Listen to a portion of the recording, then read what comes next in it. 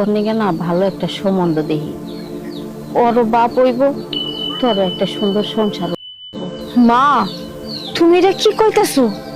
তুমি জানো না আমি তালহার বাপের মনের কোন স্থানে বস। তুই একটা বিয়ে কর, এই বাচ্চার একটা মা দরকার, ও একটা মা পাইবো, ওরে ঠিক মতো লালন পালন করা যাইব। এই পুরুষ মানুষই আমরা ওরে মানুষ করতে পারুম না। বাবা, তুমি তো আমাকে বিয়ে করতে বলতেছো, আমি চাইলে একটা বিয়ে করতে পারি, কোনো সমস্যা নেই। বিয়ে করে এই বাড়িতে বৌদি আসলে পারে, এটা তো আমার মেয়ের মা হবে না, এটা হবে সৎ মা। সৎ মায়ের কামড় বড়ই জ্বালার বাবা।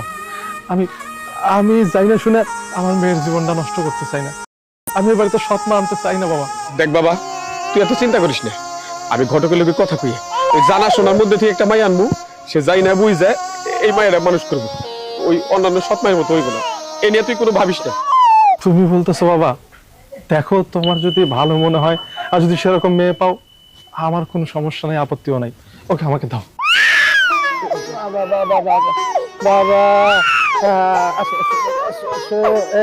আচ্ছা আমি গরম করতেছি, দেখ শান্ত করবার পারস নাকি। বাচ্চা গুনা নিয়ে জঙ্গলে যায়, বিয়ে দিয়ে নিতে নিতে সব বাচ্চা নিয়ে হলাইছে, আর কয়টা বাচ্চাই আছে। খা, সারাদিন আর ছাড়বো না, ছাড়লেই বাচ্চা গুনা বেজে নিয়ে যাবো গা। আর যেন কোনো সময় দেখি না তোর বাপের কবরের এখানে যা কান্নাকাটি করতে, মনে থাকবো? কি ব্যাপার, অন্যকে চিল্লাইতেছিস কে?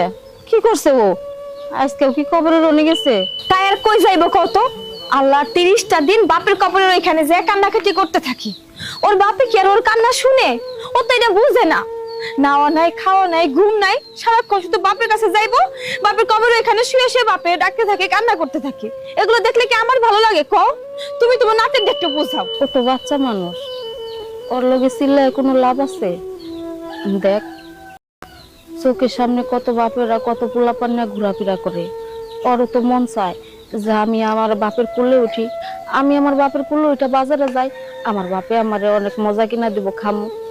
ওর লগে চিল্লাইস না, ওরে বুঝে কর, ওর ভিতরে যে কি চলতেছে ওই ভালো জানে। জানো তোমার নাতি নাচকে কি কইছে? আমারে কইতেছে বাজার থেকে রে ওর জন্য আমি একটা বাপ কিনে আনি। বাপ কি আর বাজারের পণ্য যে গেলাম আর যা কিনে নিয়ে আসলাম? তুমি ওরে ভালো করে বোঝাও, আমার আর এগুলো ভালো লাগতেছে না। মারে, ওই কি আর বুঝে যে কোনটা বাজারের পণ্য আর কোনটা বাজারের পণ্য না? ও তো বাচ্চা, ওই যে কইলাম যে ওর তো মন চায় বাপের সাথে একটু খেলাধুলা করতে, ঘুরতে। আমি কই কি মা, তালহাও যেমন বাপের জন্য হাহাকার করতেছে, তোর নিকে না ভালো একটা সম্বন্ধ দেখি, ওরও বাপ হইব, তোরও একটা সুন্দর সংসার হবো। মা, তুমি এটা কি কইতাছো? তুমি জানো না আমি তালহার বাপের মনের কোন স্থানে বসাইছি?